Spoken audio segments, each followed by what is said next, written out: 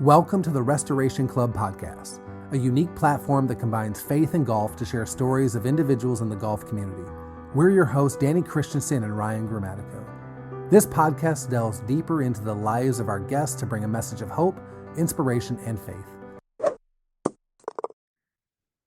What's going on, everyone? This is the first ever Restoration Club podcast. This has been a long time coming. I'm excited to jump in here just to kind of set the table. Going to try and jump into some golf, some family, some faith, just some life things. I am your host, Danny Christiansen. And I'm Ryan Grammatico. And yeah, I think we're just going to jump right into it. But to kind of set the table, like I said, I am Danny Christiansen, co-founder of the Restoration Club. We'll get into a little bit more of that as well, just so that you guys kind of know the full story. But I'm joined by Ryan. We are part of, I guess, what you would call the Charlotte chapter, Charlotte, North Carolina, of the Restoration Club. More coming your way on that too. If you guys have not heard of, seen, join the Discord community. Would highly recommend you guys getting into that. We'll definitely drop a link in for that too.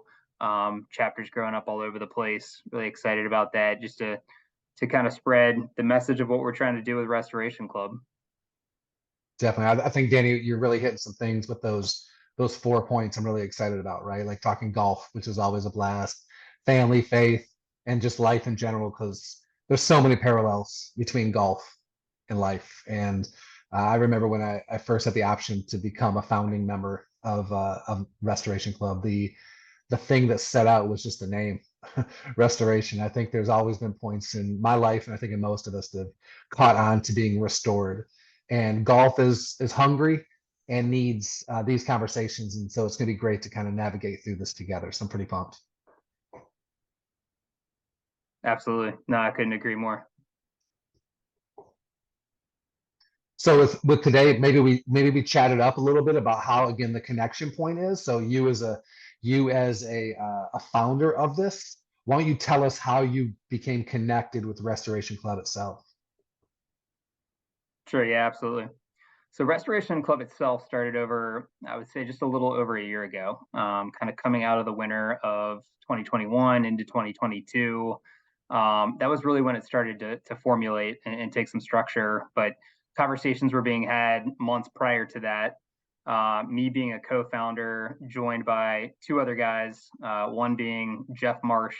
If no one knows who Jeff Marsh is, you need to. Arguably one of the top golf photographers, videographers in the game. He has shot some things I could only hope to see. So definitely recommend following him. We'll certainly have him on as a guest here shortly. And then one other guy named Dave Baisden. He originally was here with me in the Charlotte, North Carolina area. And as good as Jeff is with a camera in his hands, Dave is equally as good with a paintbrush in his hands. So Dave is an artist very similar to Jeff, has been able to capture scenes on a golf course.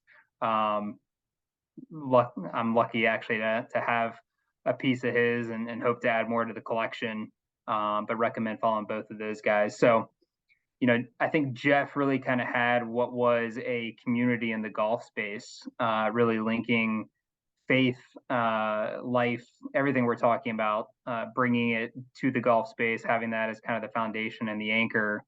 It was really kind of wrestling with, what do I do with that? I've been in the game for a while. Where is God kind of leading me to do something next? And I happen to be placed in his path at some point, really kind of connecting, as many of us do, via the social media space, that evolved into conversations, consistent texts, phone conversations, just really trying to figure out life together, knowing that we kind of had golf as that anchor point and our faith. And so I think at one point, just through those conversations, I felt like I heard, honestly, from God to say, I think there's something that he's creating for you, a community and a role to impact other people, to use the game of golf in some way to create community. And through just variations of wondering what that community could be called, I actually felt like it should be called Restoration Club. And I think it, just like you said, Ryan, at the top, immediately resonated with him, and Dave as well. And so I think that kind of gave us, a lot of people say you speak it, you got to start to take action to Yeah. to make it happen. Um, and so we started going through, what could become the visual representation of that, just what it really means.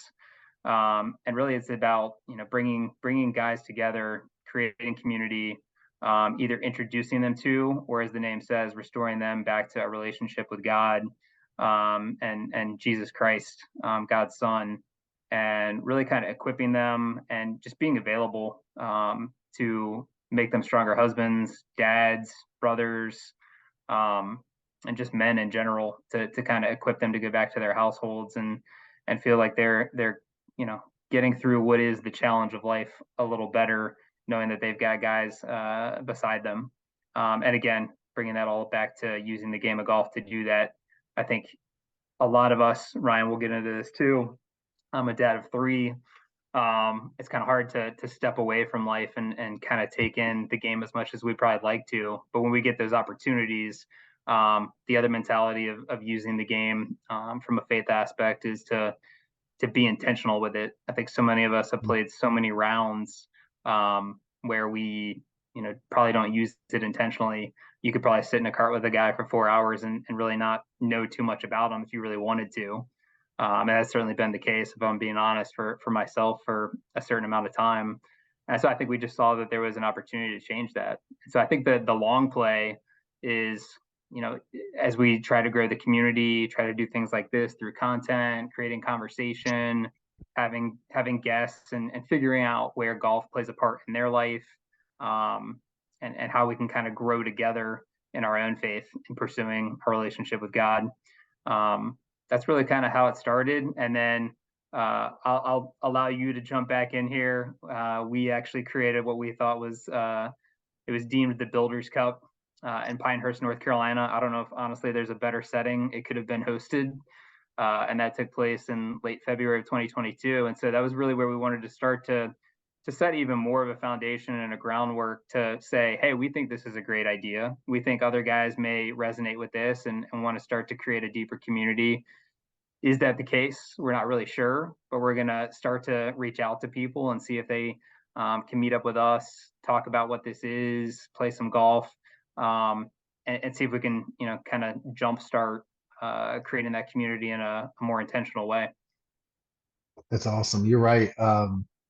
Thinking about that Builders Cup being at Tobacco Road, and the challenge of the course itself was nothing compared to the joy that came from being with a group of guys that were so focused on, like you said, the intentionality of time together. It was definitely quality over quantity, really. It was a great round. It was fun. I got my money's worth in shots, you know what I'm saying? So that was really good. But I think what I really love about that Builders Cup is, as a little bit of a background, didn't grow up golfing. I kind of started golfing in college. I took a class. It was fun. I enjoyed it. I was terrible. And then I started to play a little bit. Like, it felt like maybe twice a year, which felt like it was the most I'd ever played. It felt cool. And then right around 2020, right? Pandemics will do it to you. I just was intentional, saying, how do I get out every month to enjoy a round and start to watch it more, start to pay attention, and go back again to that intentionality piece of not just trying something or just doing something, but actually going in with a focused endeavor. And that led me to seeing a video, which then, Jeff, with you guys with Restoration Club, had put out this video about what it was. I don't know, something just sat with me, whether it was my history or whether it was my life, my testimony, whatever it was, hit me hard. And then you just happened to send me a message going, hey man, we got this thing tomorrow. Any chance you can come up? Because I was really intrigued by it. It was really cool. And you mentioned earlier, you're three. I've got four myself, two older girls in their 20s, late teens, and then a reset with two toddlers, a 3-year-old and a now 19-month-old. So getting out is hard because they take it, especially during the workday. So it was a challenge, but everything was aligned. We had a friend who was able to come and hang with the boys while I hit the road, and headed my way up to the area, to the course. And the moment I walked in, it was the most welcoming probably the best welcome I've ever had around golf. especially with a bunch of strangers. You were the person I knew. So there we are with, 20 other people. And it was cool to really connect into that piece, because I really believe golf can be a more inclusive, connected thing. And it's not just country clubs, and it's not just inaccessibility, but really the whole game itself is just that it's a game. So we should be having fun. We should enjoy it, and not just being the cliche golf stuff that let's escape our wives or escape our worlds and go off. But more importantly, just how do we spend, like you said, those 4 hours together, golfing, talking, sharing, connecting. That's really why Restoration Club made sense to me. The event was amazing, and it lit a fire under me about this game even more than what was already previously happening over the previous year. So I'm pumped to be here and be a part of this process and sharing stories and talking more about the whole thing. So I couldn't be more ready for this thing. I will say this too. I can't get past stating that where we actually stayed in Pinehurst during the Builders Cup was a restored church. So it felt like it was the perfect setting to bring people together, even off the course, to kind of talk about this thing. And yeah, man, I feel like, and I don't know if you can do this too, visually in my own head, it's so easy for me to go back to that room, just a circle of people, not just Yeah. talking about what we want this to be, but themselves.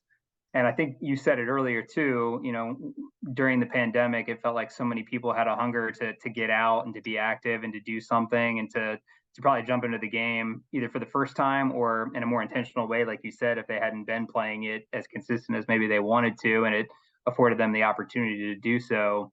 But man, that 3 days, there was a group of people that had a hunger not just to play the game and enjoy the game together, but just to share life with each other, and to share where they're at. And I don't know about you too. I feel like a lot of people are hungry for that type of setting right now. And it's not always easy to create that. You can't really manufacture that. But I think it's a matter of having the right people coming together saying, we all kind of want this. We all kind of want to do this together. And so again, I think that was a great jumping off point of saying, I think we can really kind of expand the circle, and it feels like there are more people out there that want to do this too. Yeah, well, that's the cool thing, right? Golf, what used to be, like I mentioned earlier, golf was this country club for the elite only. Well, that's really who got to do it. And now, rocking a pair of Jordans, it's enjoyable. I've got really fresh gear. It's something that's not as what I would have classified as stuffy.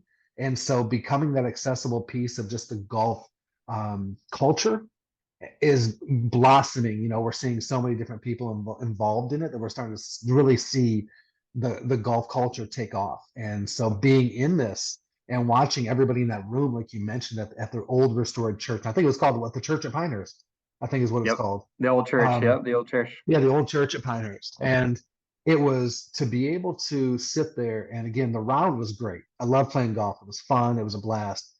But in that circle and everybody sharing why they were there, and being connected to space and praying together and being diligent and focused. And from that moment, like, I now feel like I have friends for life in that room that I saw for 8 hours at a time, in a short window, but became really close because God was moving. And what was the best part of it? Well ahead of us even arriving there. He was already doing some work on everybody before they arrived. And here it was, boom, it was the perfect setting. And now things are starting to jump off. That here we are, episode 1 of the Restoration Club podcast. And we're really digging into this stuff, this part of golf, this part of life that I will probably always talk about the parallels between golf and life and everything we do in between. So anybody who's ever picked up a club knows the struggles and frustrations of trying to hit that little white ball that's not moving, but it is so hard sometimes to hit that thing. But it's so amazing because we can have the worst shot ever, but that recovery shot, man, can feel so good that you're like, I finally got back. I'm back on pace. It's really cool. So there is stuff that we're going to chop up in here and telling stories and having all that fun. But I can't say enough to how Restoration Club is going to facilitate those conversations, is going to bring people together in those pieces, not just here locally for us, but across this country, across this world. And it's going to be a bright, shining light onto the work that God's doing in this golf space. So I'm pretty excited about that. Without a doubt. Without a doubt. Yeah, I was going to say, it honestly gives us a good segue to even talk about how we were introduced to the game. But I was going to say, before we even get there, I think it would be great if we could even talk about, how long we've known each other, how we knew each other. And so just to put it out there, I know we, connected at some point, like I said, as we all do through the social media space, Yeah. knowing that we both were in the Charlotte market, two guys that had a shared faith, and also we're growing families. But I think it started from coffee conversations Yeah. to life getting in the way to, hey, let's make this thing a bit more consistent. We really want to kind of do this thing together. And golf was a thing kind of at certain touch points where we knew we enjoyed that. And I think this just gives us another consistent layer to add to the mix. But man, I think gosh, you and Reem have been married how long now? We're getting ready in a few weeks to be year 4, the beginning of year 4. So, or do you hit 4 years? How does it work? If you're having your 4th anniversary, does that mean you've been married for 4 years? You've been married for 3? However it works. Four We got years. married in 2019. We got married. However it works. But we knew each But yeah, other, I want to that's say, probably going back to 2017 at least.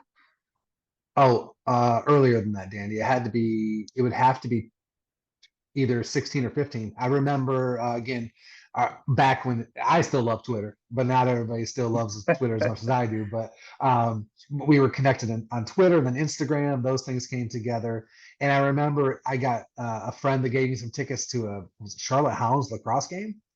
I feel Yep. like, and then that was the first time. I think that might have been the first time you and I actually in person met, if I'm not It may mistaken. have been. It may have been. And then and you brought a friend. I mean Bryce. I think Bryce Johnson. You brought along, so we had a great time. We went there, enjoyed the hospitality they provided at the game, and then that was a connecting piece. And then it was like, hey, let's grab coffee. And then things just life started to come together, right? We started to share a little bit more, open up. There was accountability. There was prayer. There were these pieces that we sacrificed our sleep. We were getting up saying, hey, this shop opens at 7. Let's get there at 7. And Danny, to this day, one of my greatest things, and my love language is gifts. But you gave me a Yeti with the University of Michigan logo, Go Blue, and I still have that thing. I thought I lost it one time. I found it again. All this law, everything you lose isn't gone forever. I found it. It was great. That those moments and those pieces of that time together that we still share, right? Still say, hey, let's get together. Hey, let's still, whether it's a round of golf or whether it's just grabbing coffee or whether it's our families getting together for dinner, are sacred spaces for me and our family. I can tell you that right now. So I'm thankful for a small little blue bird that that brought us together on a social media app, and it became a real life friendship that was more than just the surface level things that men often only delve into. We were able to get quickly, I believe, seek depth, and not because we were any better, but because the Lord had already done work on us. And when you go into the fire and you battle through some things, it's easier for you to then share in an open, confident, safe space with another person.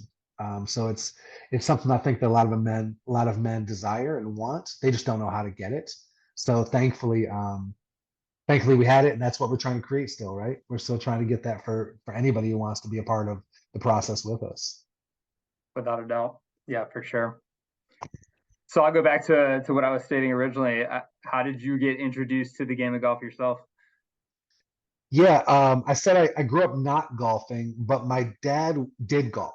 And by that, my parents had divorced at a young age for me, but I knew that my dad still went to his outings, he belonged to a club, and I would see him golf, and I never golfed.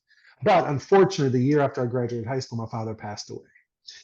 But one of the things that was in storage after we had to clean out his place was golf clubs, and I got them. And so that it really at that point became this, let me kind of honor my father by picking up a game that he loved. And again, I was terrible.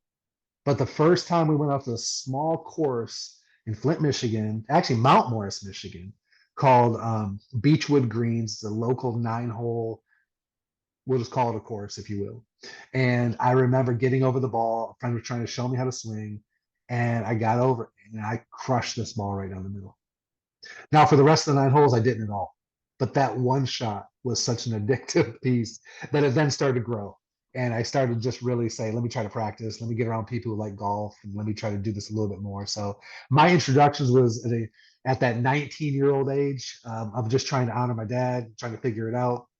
And then it just blossomed to what we're doing now. How about you? Love it.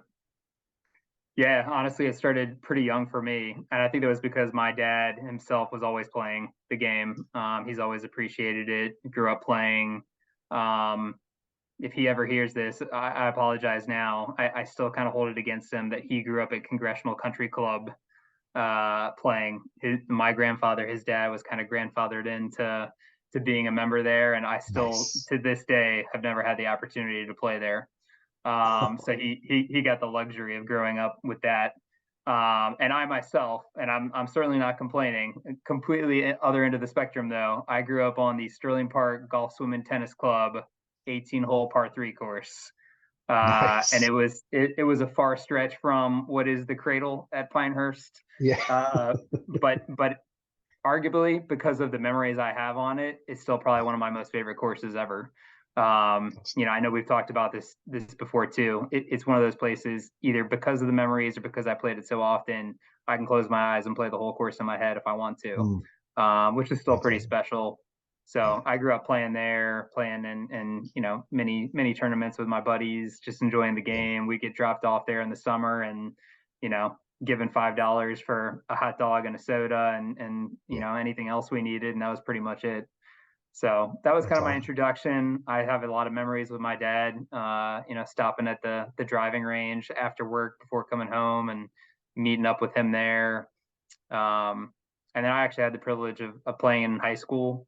Watching my game now, you would never know that, but had the opportunity to play Stop. competitively a No, little bit. Danny, you have one of those smooth swings. It's I'm jealous. It's one of those things, your tempo is always great. Don't give me that stuff. And anybody who knows you knows it's a true story too. So that's good. It might look good until you look at the scorecard. Um, but no, man, just love the game. I've had the opportunity to vocationally have touch points to the game too, and I think I'm always just trying to grasp it, finding ways to stay connected to it. So I love that I'm putting the pieces together to do life with other guys, have faith be a consistent thread, and find more ways to just do it together and be out on the course together. That's awesome. I love that. Um, would you say then, I'm intrigued to wonder, you mentioned this, what was it called, Sterling Park?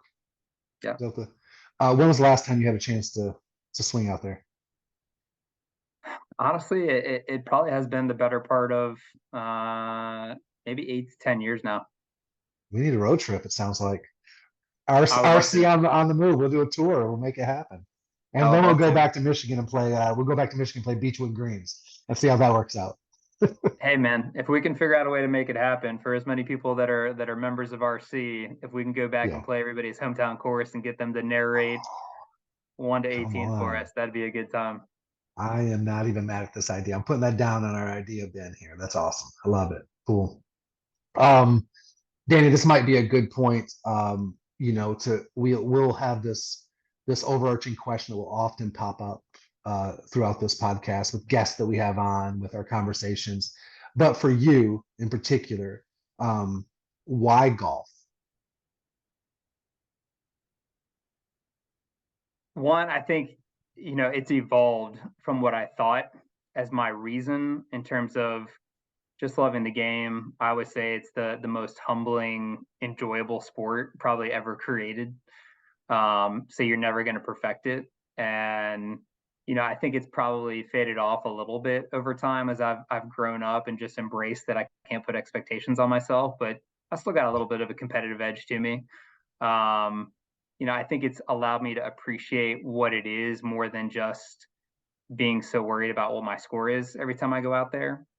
Um, and so I think it just provides so many opportunities to really create that connection for people.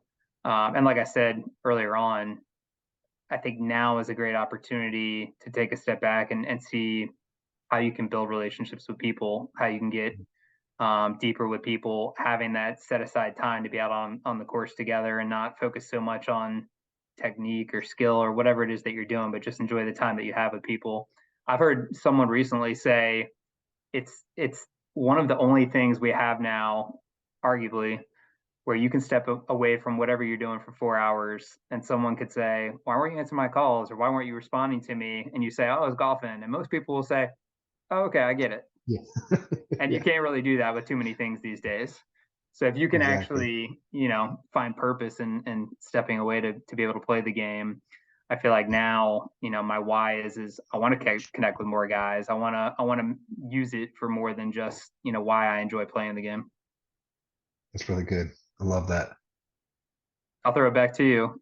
You have a why golf? Yeah, I mean, this is a question that's so it's I don't want to say it's loaded, but it has so much for me in it. You mentioned a word when you said relationship earlier, and there are two relationships in it. It's the relationship with the people that you're golfing with.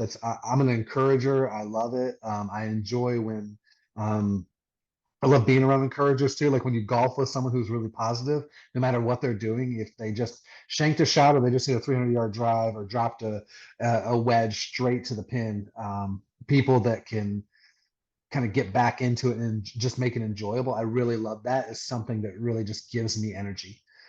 So I love that. And then also, Danny, I think there's something about me versus me. There is no one else on that scorecard. Like I'm not going against Danny Christensen, like because it doesn't matter. Because at the end of the day, it's me against that course. It's me against me and what I do. And so if there was a leaderboard up there, it wouldn't be that somebody beat me. It's that I didn't get high. I didn't get in a low enough score. And so there's something really about me challenging myself um, against me, and that there's just it draws me in every single time. And there is an addictive thing and a pop of whatever chemical in my brain that happens from flushing an iron feels great and amazing, but it's because I did it. And it didn't come because of anything external. It was just me against that white ball on that green grass heading toward that flag. And so those things are why golf matters to me. And I'm hoping that legacy will carry on to my children, that they will find joy in it and the love of it, because it is something. The smell of grass in the morning being cut, a fresh green just being mowed, even the sound of the mower in the distance is such a pleasing part of my sensation that I really enjoy when it comes to golf. So those pieces are kind of why golf is for me. Amazing. Love it. Well, yeah, man, I feel like we've tackled a lot already. And I know this is something we probably want to ask all of our guests at some point. So I'm just going to put it out there to kind of start to wrap us up. But do you have a favorite memory on the course that did not involve a golf club? Yeah, we've man, I've processed and processed this question with so many different ideas. Right when I start to smile about one, the next memory comes in of again non-golf kind of things that end up happening. But the memory that seems to really stick out was arriving, and I'll go back to the Builders Cup, arriving at Tobacco Road, walking up onto that back patio of the clubhouse, and seeing all the cool swag laid out. And my name was burned onto a wooden Seamus design bag tag. And it just made me feel so connected without even being in yet. I was just finding out about that thing at that moment, but it really drew me in. And then from there, two specific conversations, one with Jeff Marsh and one with Jordan Green. And they don't know. They didn't know we just were talking about this golf and excitement and where they're from and all this stuff. But I had felt like I've known those two guys for like 20 years. It was crazy. I'm like, what is happening right here? So my favorite current memory that I'm holding on to is that I didn't use a club on a course would be that introduction moment at the Builders Cup on Tobacco Road. How about you, man? What Man, that's a about good one. favorite memory for you that doesn't involve a golf club? I feel like I could probably pull from a bag of things if I'm being honest. And I think it'd be easy for me if I wanted to say, oh, the first time in 97 at Congressional during the US Open where I got to watch Tiger Woods play. That'd be an easy one. And I'm not like trying to tout my experiences here by any stretch, but the first time I stepped onto Augusta National, just is a very surreal moment. Very surreal moment to watch so many years on TV and to actually be standing there is a very surreal moment. I will definitely echo you that it felt like there was just something different about the Builders Cup, about we weren't just there to play, and everybody knew that. And so I think there was a different level of being intentional to figure out who was who. And same thing, I mean, even me being involved from step one, I knew a handful of people in that room too, but there were quite a few people I didn't know either. And you were exactly right. It felt like everybody stepped away feeling like I know everybody in this room now, and I can pick up a phone or call them if I really need to. So all that to say, this may be cliche. I don't know if it's happened yet.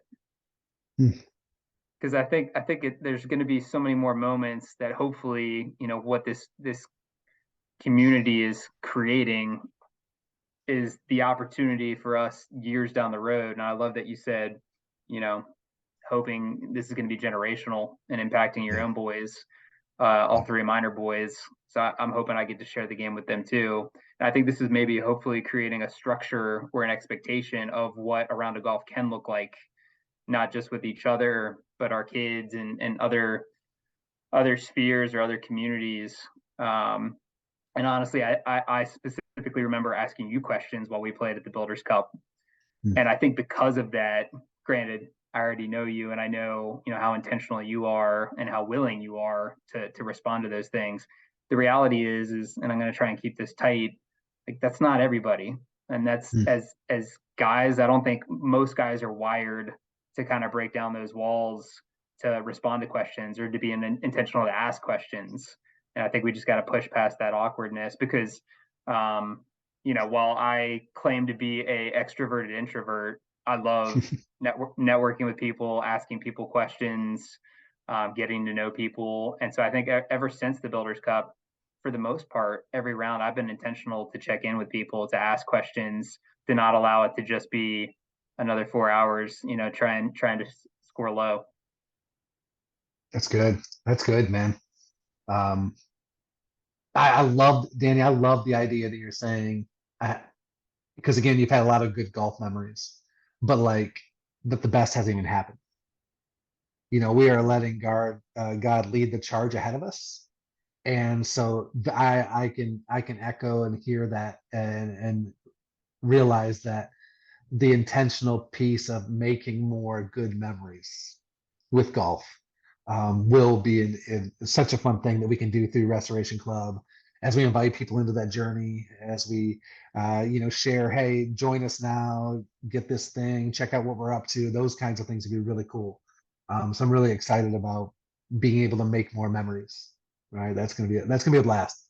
And so be able to do it with a friend, a group of friends, and invite more friends into it, and make more of those what feels like 20-year-long friendships in the matter of moments.